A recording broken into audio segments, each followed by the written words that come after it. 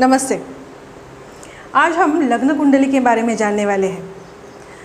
बहुत बार बहुत सारे मेरे वीडियोस में मैंने हमेशा गोचर के प्रेडिक्शंस जब भी दिए हैं तभी आपको कहा है कि आपको आपकी लग्न कुंडली के हिसाब से ही ये प्रेडिक्शंस जानने हैं या देखने चाहिए।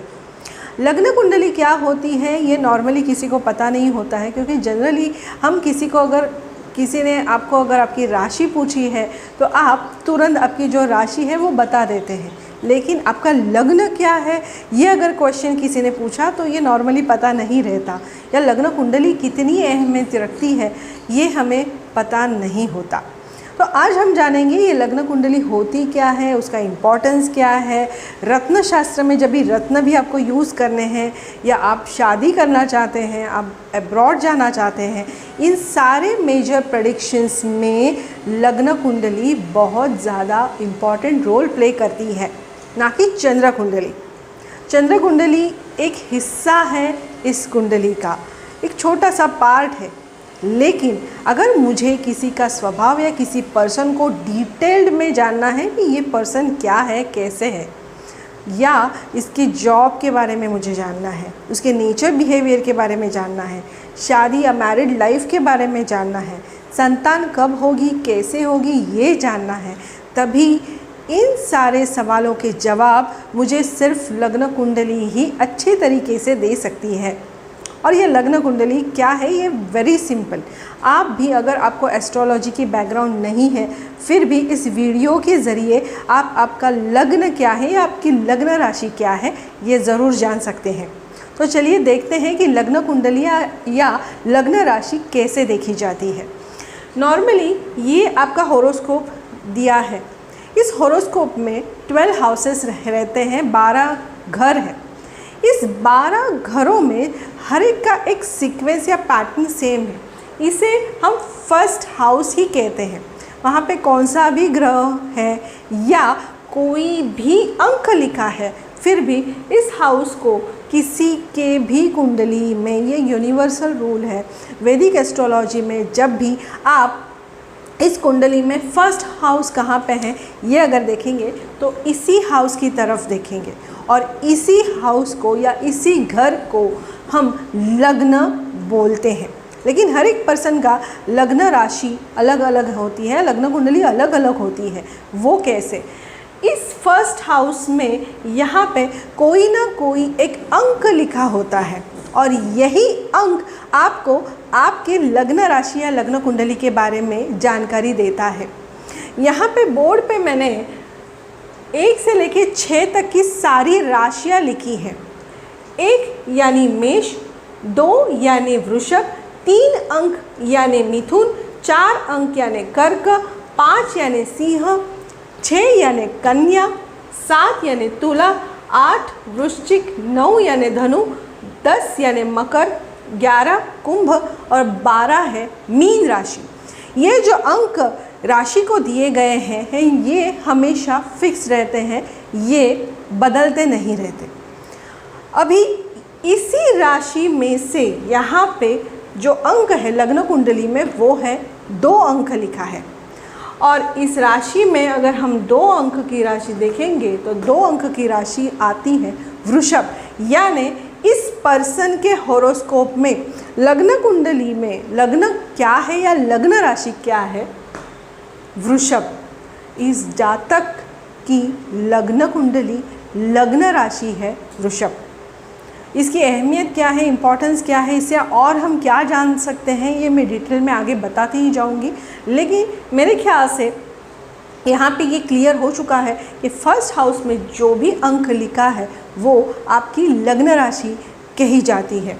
यहाँ पे 2 ना होके यहाँ पे अगर 7 अंक होता तो 7 अंक को रिप्रेजेंट कर रही है तुला राशि, मतलब इस पर्सन की लग्न राशि है तुला। और एक उदाहरण के तौर पे मैं यहाँ पे अंक ले रही हूँ। यहाँ पे अगर अंक दिया गया है 9, 9 रिप्रेजेंट कर रहा है धनु राशि को, यानी इस पर्सन की लग्न राशि है धनु। लग्न राशि तो आप समझ गए, लग्न कुंडली भी आप समझ गए। आपके हॉरोस्कोप में भी आप ये चेक कर सकते हैं कि इस फर्स्ट हाउस में यहाँ पे कौन सा अंक है और उस अंक से जुड़ी कौन सी राशि है, वो आपकी लग्न राशि कही जाती है। लग्न राशि से आप आपका स्वभाव और अच्छे तरीके से जान सकते हैं, आपका थिंकिंग पैटर्न आप अच्छे तरीके से जान सकते हैं, आपकी फ़िज़िकल बॉडी, आपका फ़िज़िक कैसे रहेगा, आप हाइटेड रहेंगे या आपकी हाइट कम होगी, आप सांवले होंगे कलर में या आपका रंग गोरा होगा, ये सारी बातें आपको लग्न कुंडली बता देती है। ये पर्सन रूड है, बहुत केयरिंग है, प्रैक्टिकल है, डिप्लोमेटिक है, ये जो स्वभाव के पैटर्न्स हैं, ये सारी बातें लग्न कुंडली से हम अच्छे तरीके से जान सकते हैं। अभी चंद्र राशि क्या होती है या जनरल हम जो राशि बताते हैं वो क्या होता है। देखिए, ये तो हो गई लग्न राशि की बात, जहाँ से हम बहुत सारे important factors of your life जान सकते हैं। लेकिन जनरली जब भी हम बात करते हैं या किसी ने आपकी राशि पूछी तो हम पर्टिकुलर एक राशि बता देते हैं। वो कहाँ पे होती है हॉरोस्कोप में। आपके हॉरोस्कोप में हर एक प्लैनेट मेंशन किया हुआ है। मंगल है, सूर्य है, शुक्र है, राहु है, केतु है, शनि है, चंद्रमा है। अब इस चंद्रमा का एक प्लेसमेंट होता है आपके हॉरोस्कोप में, कहीं ना कहीं चंद्रमा लिखा होगा किसी एक ही जगह पे। मैंने यहाँ पे उदाहरण के तौर पे 4-5 जगह पे चंद्रमा लिखा है, क्योंकि आपको ये बात अच्छी तरीके से समझ में आए। अगर जहाँ पे भी आपके कुंडली में चंद्रमा लिखा है और उस चंद्रमा के बाजू में ये 2 अंक है, तो 2 अंक रिप्रेजेंट कर रहा है वृषभ को। इसलिए आपकी राशि कौन सी हो गई? वृषभ। अगर आपके चंद्रमा का प्लेसमेंट वहाँ पे है जहाँ पे अंक लिखा गया है 4 यानी कर्क राशि, इसलिए आपकी राशि हो सकती है कर्क। अभी आगे चलते हैं। अगर आपका चंद्रमा वहाँ पे प्लेस हो गया है जहाँ पे अंक लिखा है 6 अंक रिप्रेजेंट कर रहा है कन्या राशि को, यानी आपकी राशि आ रही है कन्या। देखिए, चंद्रमा कहीं पे भी हो सकता है और ये जो अंक लिखे हैं वो भी कोई भी पैटर्न में हो सकते हैं, ये फिक्स नहीं होते। जैसे मैंने बोला कि यहाँ पे लग्न जैसे चेंज होगा, उस तरीके से एंटी क्लॉकवाइज ये आपकी बाकी की राशियाँ भी चेंज होती है। और जो चंद्रमा जिस अंक के साथ बैठा है वो आपकी चंद्र राशि है। जनरली हम जो राशि बताते हैं वो होती है। अभी मेजर डिफरेंस चंद्र राशि या लग्न राशि में क्या है और ये कैसे तय किया जाता है कि किसी जातक का ये लग्न है या यही लग्न है और उसी वजह से इसका ये थिंकिंग पैटर्न है। देखिए, जब भी आपका जन्म हो रहा होता है तभी आकाश में सारे प्लैनेट्स हर एक अपने अपने एक राशि में होते हैं। सूरज एक पर्टिकुलर राशि में होता है, चंद्रमा एक पर्टिकुलर राशि में होता है। तो अगर इस पूरे आकाश का हम एक पैटर्न बना लें तो जब भी आपका जन्म हो रहा है उसी समय का ये जो पैटर्न है हम अगर लिख लें तो ये पैटर्न बनता है आपकी कुंडली। आप जन्म ले रहे हो और चंद्रमा आज कुंभ राशि में है तो आपकी राशि हो गई कुंभ। तो 11 नंबर जहाँ पे लिखा है वहाँ पे चंद्रमा लिखा जाएगा। और जहाँ पे ईस्ट होराइजन पे, फॉर एग्ज़ाम्पल अभी शाम के कुछ 5:30 बज रहे हैं, तो उदाहरण के तौर पे अगर अभी इसी वक्त किसी का जन्म हो रहा है और ईस्ट होराइजन पे अगर कन्या राशि है, इसका मतलब होता है उस जातक का लग्न होगा कन्या या उसकी लग्न राशि है कन्या, क्योंकि ईस्ट होराइजन पे अभी वो राशि उदित हो रही है, राइज हो रही है। और एक उदाहरण मैं देना चाहूँगी। अगर किसी बालक का जन्म हो रहा है सुबह के समय और 11 बजे या 11:30 बजे और उसी समय ईस्ट होराइजन पे अगर राशि है मिथुन, तो उस जातक के लग्न कुंडली में या फर्स्ट हाउस में यहाँ नंबर लिखा जाएगा कौन सा। अगर मिथुन लग्न है तो यहाँ पे अंक आएगा 3, क्योंकि ईस्ट होराइजन पे ये राशि तभी उदित हो रही थी या राइज हो रही थी, और इसी वजह से उस राशि का प्रभाव ज़्यादा से ज़्यादा इसके फिज़िकल पैटर्न पे या थिंकिंग पैटर्न पे होता है। आगे चलते हैं। लग्न कुंडली और राशि कुंडली की अहमियत मैंने थोड़ी आपको बता दी है। जब भी आपकी एजुकेशन का सवाल आता है, जब हम देखना चाहते हैं बच्चा जन्म ले चुका है और अभी इसका एजुकेशन कैसे होगा, एजुकेशन के लिए वो आगे अब्रॉड में जाएगा या नहीं जाएगा, ये जब ये सारी बातें आती हैं तभी आपको लग्न कुंडली के कैलकुलेशन से ही देखना पड़ेगा। अब्रॉड जाने के लिए हम देखते हैं 12वां स्थान, इसे 12वां स्थान कहा जाता है जो लग्न के पहले आता है। इसी स्थान से ये जातक अब्रॉड जाके कुछ पढ़ाई करेगा या नहीं करेगा, उसका वहाँ पे वास्तव्य रहेगा नहीं रहेगा, ये हाउस वो सारी चीज़ें डिटेल में बता देता है। इसलिए लग्न कुंडली से 12वां घर ये होता है और इसी वजह से लग्न कुंडली को इतना इम्पोर्टेंस है। यही बात हम हमारे राशि से नहीं बता सकते। बहुत सारे जातक जब भी मुझे कॉल करते हैं, फर्स्ट टाइम कॉलर्स होते हैं, कॉल करते हैं, उनकी राशि बता देते हैं, मेरी राशि सिंह है और ये मेरे साथ हो रहा है। राशि ये सिर्फ 5% ऑफ योर इन्फॉर्मेशन है। राशि से हम कुछ नहीं बता सकते, एक जनरल प्रेडिक्शन सिर्फ कर सकते हैं, लेकिन आपको इन डिटेल्ड प्रेडिक्शन अगर चाहिए, कस्टमाइज प्रेडिक्शन अगर चाहिए, तो आपको ये पूरी कुंडली स्टडी करनी पड़ती है। कुंडली के सारे भाव जो हैं, ये 12 भाव हैं, इस 12 भाव को डिटेल में स्टडी करना पड़ता है। स्टडी की बात हो चुकी है, उसके साथ साथ अगर शादी की बात जब भी इस जातक की आती है, तभी शादी के समय आपके लग्न से सप्तम भाव बहुत इम्पॉर्टेंट या अहमियत रखता है। सप्तम भाव में कौन सी राशि है, सप्तम भाव में कौन से ग्रह है, उस पर किसी दूसरे मैलेफिक ग्रह की दृष्टि तो नहीं है, ये तय करता है आपका मैरिड लाइफ कैसे होगा। लेकिन ये सप्तम भाव कभी लग्न से 1, 2, 3, 4, 5, 6 और 7 मतलब लग्न भाव से ही ये जाना जाएगा कि आपका मैरिड लाइफ कैसे होगा। आप लव मैरिज करेंगे, अरेंज मैरिज करेंगे, या आपकी मैरिड लाइफ के बाद मतलब हम जैसे बोलते हैं कि average married life, below average married life, या डिवोर्स हो सकता है, या शादी के कुछ साल बाद कुछ गड़बड़ी हो सकती है, मैरिज में कुछ ऊंच नीच हो सकती है, जिसकी वजह से आपका मैरिड लाइफ कुछ गड़बड़ा सकता है। इस भाव से हम देखते हैं। नॉर्मली जनरली इस भाव में अगर केतु जैसे प्लैनेट्स हैं, ये जनरल प्रेडिक्शंस में बता रही हूँ, अगर केतु जैसे प्लैनेट्स यहाँ पे होते हैं, नॉर्मली देखा गया है कि मैरिड लाइफ में बहुत एडजस्टमेंट्स करने पड़ते हैं। तो ये भाव लग्न से ही जाना जाता है, ना कि आपके चंद्र कुंडली से या चंद्र राशि से।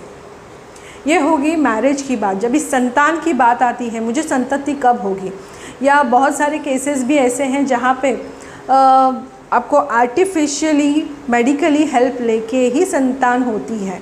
तो ये संतान कब होगी, आर्टिफिशियली होगी या नेचुरली होगी, या कुछ मेडिकल हेल्प लेनी पड़ेगी, या सरोगसी ये ऑप्शन है या नहीं, ऐसे सारे सवालों का जवाब आपके लग्न से पंचम भाव, ये पंचम भाव है, इस पंचम भाव से आपके संतान के बारे में बहुत कुछ हम जान सकते हैं, लेकिन वो भी लग्न कुंडली से, ना कि चंद्र कुंडली से। 1, 2, 3, 4 और 5 यानी पंचम भाव, और पंचम भाव आपके संतति से या संतति रिलेटेड, आपके बच्चे से रिलेटेड क्वेश्चंस के आंसर्स दे सकता है। आपके बच्चे कब होंगे, कैसे होंगे, कुछ प्रॉब्लमेटिक रहेंगे या नहीं रहेंगे, ये सारी बातें पंचम भाव से हम पता कर सकते हैं। और इसी वजह से लग्न कुंडली बहुत अहमियत रखती है। बहुत बार ये भी मैंने देखा है कि जातक कॉल करके मुझे ये पूछते हैं, मेरी कुंभ राशि है, फ़िलहाल 7.5 ही चल रही है, तो मैं नीलम पहन रहा हूँ। नहीं, ये गलत बात है, क्योंकि एडवर्टाइजमेंट में भी, टीवी के एडवर्टाइजमेंट में भी ये बात मैंने देखी है, आपकी कुंभ राशि है तो आपको ये रत्न यूज़ करना है, आपकी कन्या राशि है तो आपको ये रत्न यूज़ करना है। नहीं, ये आपको बिल्कुल फॉलो नहीं करना है, ये टोटली रॉन्ग है। आपके राशि के हिसाब से कभी भी आपको रत्न नहीं पहनने चाहिए, ये इनकम्प्लीट इन्फॉर्मेशन है। अगर बुखार आता है और हम पैरासीटामॉल ले लेते हैं या कॉम्बीफ्लेम ले लेते हैं और फिर भी बुखार नहीं जाता, तभी डॉक्टर की सलाह लेना बहुत इम्पॉर्टेंट है, क्योंकि डॉक्टर बता सकता है अगर आपका बुखार नहीं जा रहा तो ये सादा फीवर है, वायरल फीवर है, या डेंगू मलेरिया का फीवर है, या और कुछ है। ये जानने के लिए आपको डॉक्टर के पास ही जाना पड़ता है और एक परफेक्ट प्रिस्क्रिप्शन सिर्फ डॉक्टर ही दे सकता है। ये रिस्क टू लाइफ आप नहीं ले सकते। सेम वे जेम्स जब भी आप यूज़ करते हो, ये इतनी आसान बात नहीं होती, वो भी दवा के जैसे ही काम करते हैं। और इसलिए सिर्फ मैंने कहीं पे पढ़ा है, मैंने कहीं पे सुना है, इस इनकम्प्लीट इन्फॉर्मेशन पे आपको जेम्स यूज़ नहीं करने चाहिए। आपका पूरा हॉरोस्कोप स्टडी करने के बाद आपकी दशा कौन सी चल रही है, आपके प्रॉब्लम्स क्या है, आप क्या फेस कर रहे हो, आगे क्या फेस करना पड़ सकता है, आगे पॉजिटिव पॉइंट्स या पॉजिटिव पीरियड कभी है, इन सब का डिटेल स्टडी करने के बाद ही कोई भी एस्ट्रोलॉजर आपको एक परफेक्ट जेम सजेस्ट करता है और वही आपको यूज़ करना चाहिए, ना कि इनकम्प्लीट इन्फॉर्मेशन पे ये मेरी राशि ये है तो मुझे ये रत्न यूज़ करना चाहिए। ये सिर्फ पैसा कमाने का एक ज़रिया हो चुका है। आपको इस किसी भी चीज़ को फॉलो नहीं करना है। मेरे पास जितने भी जातक आते हैं, मैं हमेशा बोलती हूँ सिर्फ रत्न यूज़ करना ये रेमेडी नहीं है। बहुत सारे रेमेडियल पार्ट्स हैं जिसमें आपको रत्न यूज़ करने की ज़रूरत भी नहीं होती और आपको अच्छे इफ़ेक्ट्स मिल सकते हैं। तो इतने महंगे जेम्स लेने की या ख़रीदने की हमेशा ज़रूरत नहीं होती। तो जब भी आपको रत्न भी यूज़ करना चाहते या किसी ने सजेस्ट किया है तो वो एस्ट्रोलॉजर भी आपकी लग्न कुंडली देखेगा, ना कि राशि कुंडली। इसलिए लग्न कुंडली इम्पॉर्टेंट है। इसी के साथ साथ मैच मेकिंग जब भी हम करते हैं, शादी के वक्त मैच मेकिंग किया जाता है। ये मैच मेकिंग करते हैं तभी सिर्फ राशि नहीं, ये पूरा हॉरोस्कोप मैच करते हैं और लग्न से मैच करते हैं। अगर यहाँ पे 3 अंक लिखा है, मतलब आपका मिथुन लग्न है, तो दूसरा कोई भी पर्सन है जो आपके लिए मैच मेकिंग के लिए उस पर्सन की कुंडली आई है, अगर उसके कुंडली में यहाँ पे 2 आंकड़ा लिखा गया है तो नॉर्मली ये कुंडली मैच, नॉर्मली बता रही हूँ, डिटेल नहीं, डिटेल में जाते हैं तभी बहुत सारे पॉइंट्स निकलते हैं। लेकिन जनरली जब भी 3 के पीछे वाला अंक मैच मेकिंग में हम नहीं लेते, या लग्न से छठा भाव या अष्टम भाव जो रहता है उस भाव की कुंडली हम नहीं लेते। फॉर एग्ज़ाम्पल, अगर यहाँ पे 2 अंक है, मतलब ये वृषभ लग्न की कुंडली है, तो छठे भाव में राशि आएगी 2, 3, 4, 5, 6 और 7। 7 मतलब यानी तुला, यहाँ पे आएगा 8 और यहाँ पे आएगा 9। तो वृषभ और धनु ये कॉम्बिनेशन बहुत अच्छा नहीं माना गया है, तो उनका मैच मेकिंग है। या हम लोग शादी के समय, इस मैच मेकिंग के समय वो लग्न हम मैच करते हैं, तो लग्न कुंडली यहाँ पे भी अहमियत रखती है। लग्न कुंडली का जो इम्पोर्टेंस है या लग्न कुंडली से हम क्या जान सकते हैं, इसकी इन्फॉर्मेशन जितनी हो सके सिंप्लीफाइड करके मैंने इस वीडियो में आपको देने की कोशिश की है। होपफुली आप ये लग्न राशि या लग्न कुंडली क्या होती है ये आपने जाना है। मेरे आगे के वीडियोस देखने के लिए आपको मेरा चैनल सब्सक्राइब करना है।